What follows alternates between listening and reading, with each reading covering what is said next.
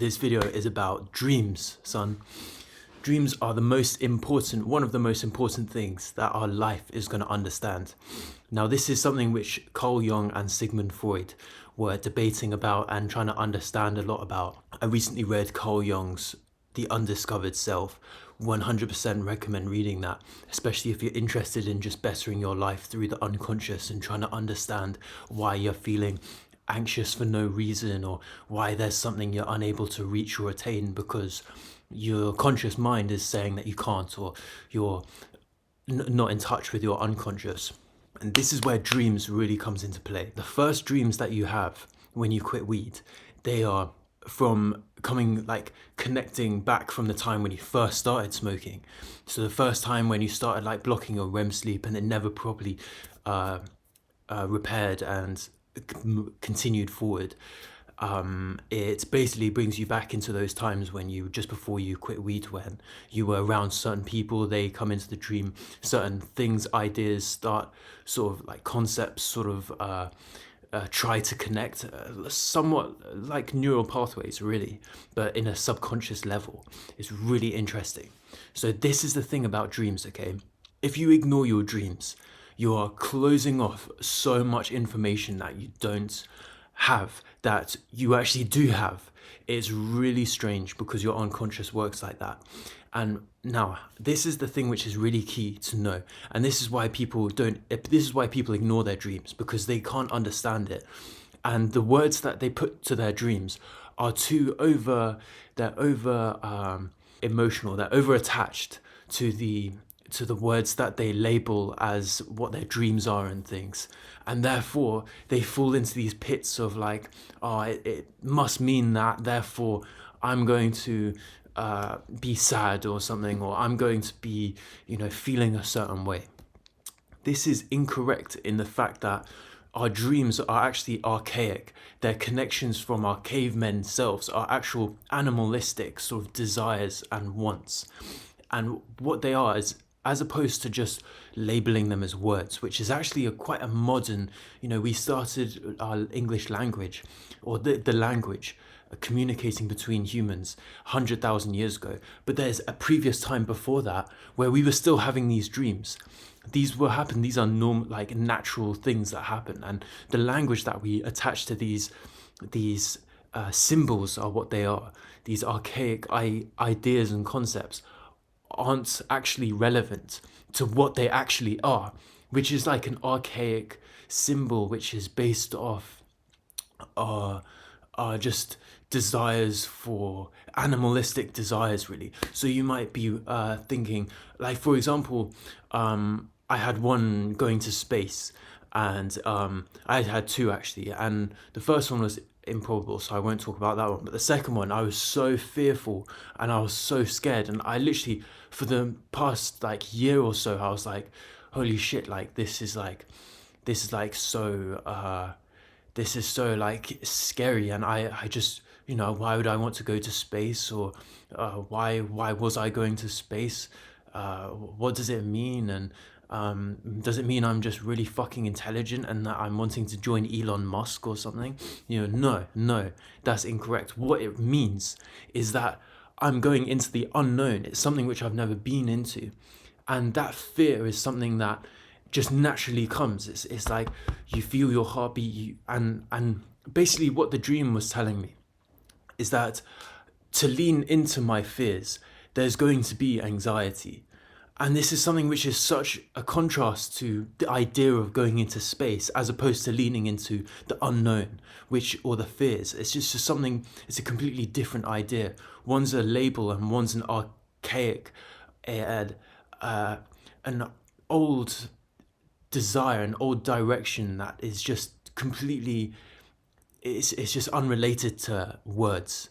It's a symbol, and that's what Carl Jung talks about. Another one is I think you definitely know this as well, is that you have sexual dreams.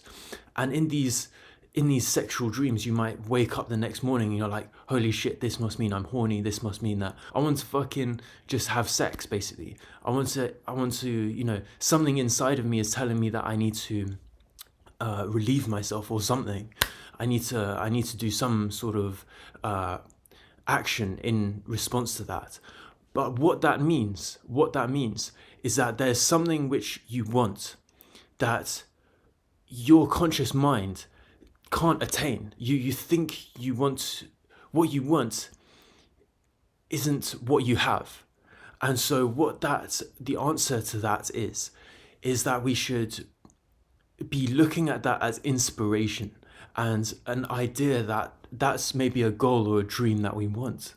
I mean, I have multiple fucking dreams that I want threesomes. So I'm like, a goal now is that I want to be having threesomes. You know, it's just a weird archaic thing that is attached to how I've dreamt. And because I want that doesn't mean that I'm just going to think, well, I can't get that, and so I'll just fantasize about it like for the rest of my days, and then next thing you know, I've wasted my life just fantasizing about something because I want it and I can't have it. No, no, no.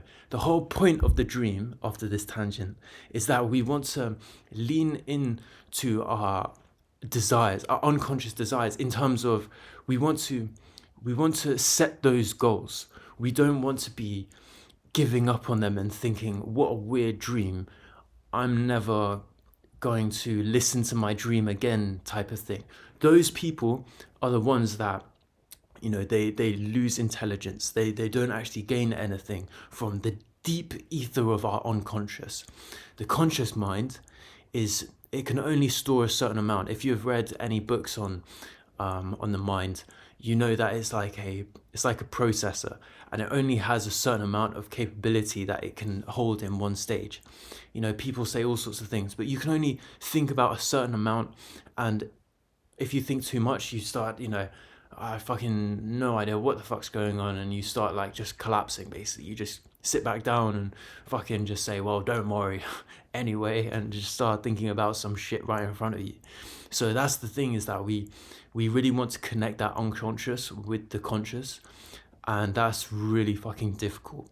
However, we can really focus in on our dreams and the symbols that it's saying, and as opposed to linking labels to them and just turning them off like some sort of distraction, it's just sort of something which we put into a genre of some sort of idea, and then we decipher that as we move forward, and as we just learn more, and the conscious and the unconscious are basically dancing together, and we just want to improve the conscious mind as much as possible. This is extremely relevant for quitting weed, because quitting weed, bro, the amount of dreams I've had, and since reading The Undiscovered Self, bro, that is highly recommended, not just to understand the dreams, but for quitting weed in general. Like the idea of the undiscovered self, like anyone who's smoked weed for so long, you'll be thinking like, okay, like the undiscovered self, that's the version of me that hasn't quit, that has quit smoking. You know, that's just an undiscovered type of yourself. So that's really important, that's really helpful. And also quitting weed, bro, I've had so many fucking dreams, man. Like god damn it, like they're awesome, man. I'm learning so much stuff from them. Like I literally had a dream recently in the past couple days where like an old friend turned enemy fucking tried to stab me with a butter knife. Okay, we're getting deep. And then I was like, okay, this is bullshit, yeah?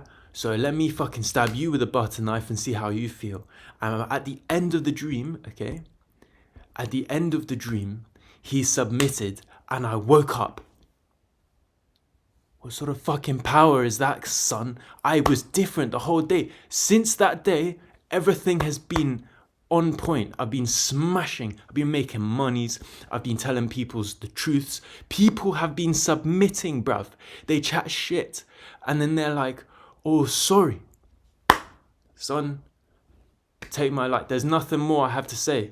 Okay? So yeah, shit's improving and this stuff is powerful. So yeah, let's fucking go.